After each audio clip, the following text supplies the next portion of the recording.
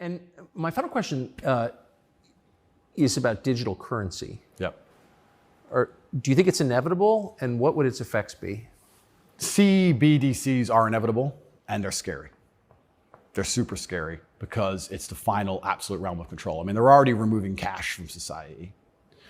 I think they say that just because they want to be able to trace things easier, and that's certainly part of it. But I also have another theory on it. I think if you have a $50 bill, and I give it to the barber for my haircut, and then he goes and buys groceries with it from the grocer, and the grocer goes and gets his car washed. The $50 goes from place to place, and after 20 or 30 transactions, the $50 bill belongs to somebody, and it's worth $50. Whereas if I pay by card, 1.5% goes to the bank. And then if he takes the money I've given him and pays for the groceries, 1.5% goes to the bank. And after the groceries have been paid for, when he goes to get his car washed, 1.5% goes to the bank. So after 20 or 30 transactions, the $50 is gone, the bank has it all. I think that's why they're so desperate to get rid of cash. It's interesting. CBDCs are the next level because once the money's completely digital, then they control everything you do with it. They control where it goes, but they can also control how and when it can be spent.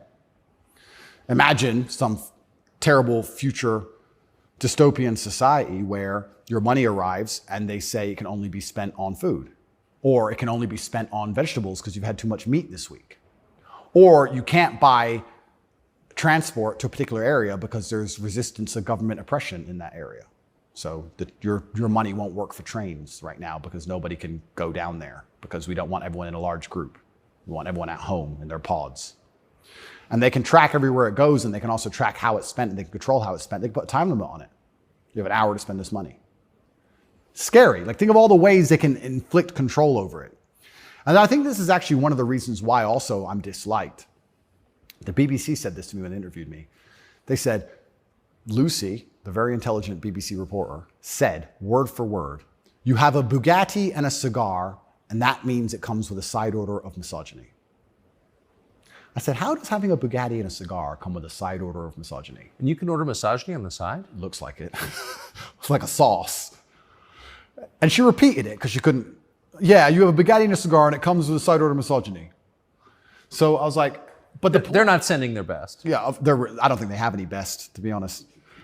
But the point they're making, what she doesn't realize she's making, because she's not smart enough, but what she wanted to say, but she couldn't say in a way which sounded negative, is financial freedom is required to a degree to resist. The reason I'm also disliked is because I'm financially successful. If I was broke, they wouldn't care what I say. But I inspire young men, all of my fans, to become wealthy. And you'd think that'd be fantastic for the society, right? He has millions of young men. He's teaching them to work hard. He's teaching them different ways money can be made. He's teaching them to be fantastic salesmen. He's helping the society. No, because if you have a whole bunch of money, then you can sit and say, no, I don't need your wage. That's bullshit. There was a video very recently of a guy in England taking down all the English flags and putting up pride flags. And a guy screams to him and goes, bro, you're taking down the wrong flag. And he replied, I know, mate. And the point is, what can I do? I'm a flag guy. If I say no, someone else will do it. Kids got to eat. So by keeping your money enslaved, they can keep you enslaved. You got to eat. They don't want men to be financially free. If you're financially free, if you have enough money in the bank, you can one day go, you know what? I don't want your money.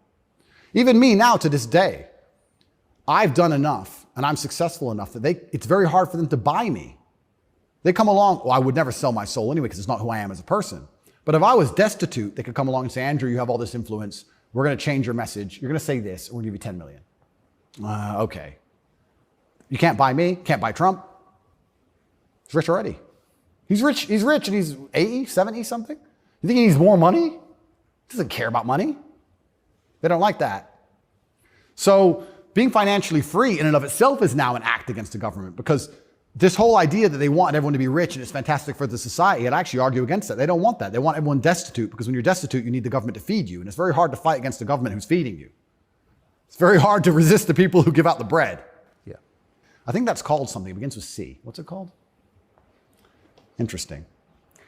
I also heard another interesting theory from a very intelligent person one day, and it was that every government on earth, all of them, in all of their different forms, China, which says it's communist and is capitalist, and all the different in-betweens to the capitalist West.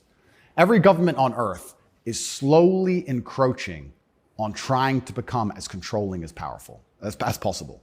They all want to be as controlling as possible over their citizens.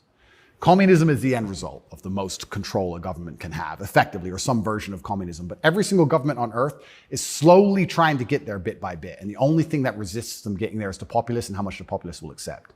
And depending on how malleable the populace is, depends on how quickly they get there. But every government wakes up. It's kind of like AI. Have you ever heard the robot's going to destroy us all because they wake up and go, we don't need the humans anymore? Their end goal is just survival. If a government is the same as an entity, its end goal is more and more control. And that's all they're trying to do every single day with every law they pass.